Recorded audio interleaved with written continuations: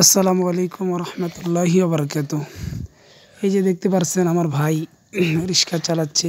সে কিন্তু একটু আল্লাহ তাআলার পক্ষ থেকে একটু হাত ছোট ছোট দেখতে পাচ্ছেন আপনারা, পাও সমস্যা, তারপরও সে রিক্সা চালাচ্ছে। সে চাইলে কিন্তু মানুষের কাছে হাত পাতে এরকম চলতে পারতো, কিন্তু দেখেন তারপরও সে হাল ছেড়ে নাই, বিশ্বাস রাখা বন্ধ করে নাই। সে নিজের পায়ে দাঁড়াচ্ছে, এরকম রিক্সা চালায়, উপার্জন করেই সে চলতেছে।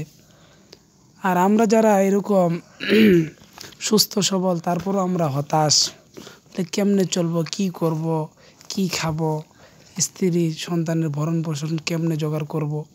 কিন্তু আমরা যদি এই ভাইয়ের কথা চিন্তা করে দেখেন, আসলে ভাইয়ের রিক্সার মধ্যে যখন চড়ছি, আমি মন থেকে আমার অনেক ভালো লাগছে। বলে এই মানুষ একজন প্রতিবন্ধী মানুষ, নিজে রিক্সা চালাচ্ছে, সে উপার্জন করে তার ফ্যামিলি চালাচ্ছে।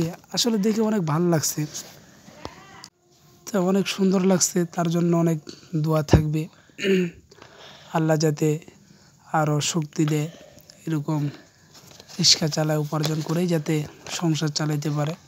তো আমরা কখনো মন খারাপ করব না। আমরা আমাদের চেয়ে যে খারাপ অবস্থায় আছে তাদের কথা চিন্তা করব। আমাদের হাত পা সব ঠিক আছে, অঙ্গ প্রত্যঙ্গ, আমরা সুস্থ মানুষ, তারপরে কেন আমরা নাশুকরিয়া করব।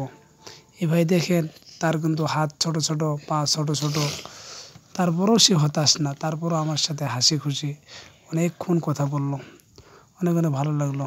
তার জন্য দোয়া করি, আল্লাহ তাকে সুস্থতা দান করুক, আমিন।